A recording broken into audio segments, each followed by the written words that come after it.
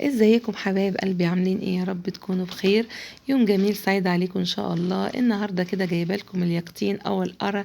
شوفوا انتوا بقى بتسموه ايه كده في بلدكم، واكتبوا لي في التعليقات، احب اعرف المعلومه دي وكلنا نستفاد من بعض. طبعا عارفين ان القرع ده مهم جدا ومفيد جدا لتقويه المناعه، وحقيقي هو يعني يعتبر من نوع من انواع الفواكه المهمله او اللي مش بناخد بالنا منها، مع ان هي ليها وصفات كتيره جدا، بتتعمل بقى حلو وبتتعمل حادق. وهعمل لكم مجموعة أو سلسلة من الفيديوهات الخاصة بالقرع، بس هتكون جميلة جدا وهتعجبكم. أنا هنا بقطعه معاكم، وعايزة أقولك بقى على القيمة الغذائية اللي فيه. هو بيحتوي على مضادات الأكسدة، هو بيعالج الأرق، مهم جدا للعينين.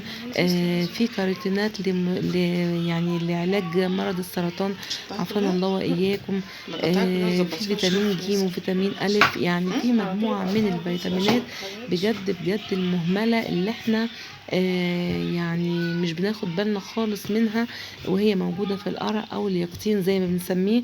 طبعا عايزة اوريكم من جوه بجد والله العظيم، يعني حاجة سبحان الله في خلقه بجد، يعني منظر تقولي يعني بجد سبحان الله. بصي بقى، طبعا احنا عارفين ان اللب اللي جوه ده بيتعمل منه، اللب بقى بيتحمص ويتعمل منه وطبعا الحلو بتاعه بقى مش عايزه اقولك على جماله. بيتعمل بالبشاميل وبالكريمه وبالكريمه اللباني، وبيتعمل صواني في الفرن كده زي البطاطا، او زي مثلا البطاطس لو هتعمليه مع لحمه. يعني بيتعمل منه وصفات كتيره جدا جدا.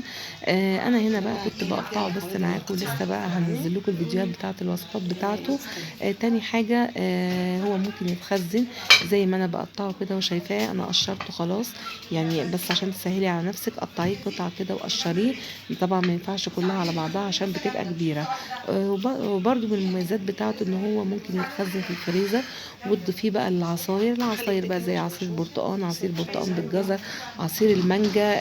يعني بجد بجد فيه فوائد كتيره، وسعره مش غالي جدا. هي كل اللي انت شفتيها دي تقريبا عامله 30 جنيه، بس بقى بيطلع منها وصفات يعني ما تعديش. ممكن اعمل لك منها ولا 10 وصفات وعصاير وصواني وحاجات كتيره جدا. لو عجبك الفيديو ما تنسيش بقى تعملي الشير واللايك والكومنتس والحاجات الجميله التشجيعيه دي. وصلوا كده على رسول الله، واكتبوا لي في التعليقات بتشاهدوني من انهي بلد، ده بيسعدني جدا. ويا رب التوفيق لينا جميعا، بحبكم في الله، والسلام عليكم ورحمه الله وبركاته. طعمه بس مش مسكر.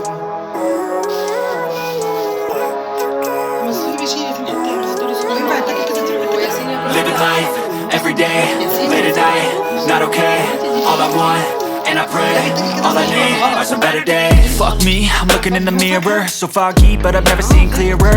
I don't really think anyone can save me, and honestly I'm not really sure I want saving. I like to be my own worst enemy. There's no risk if you don't try at anything, so I'ma just keep buying everything. See you in the next life, have to be a better me. I don't think that my head's on straight.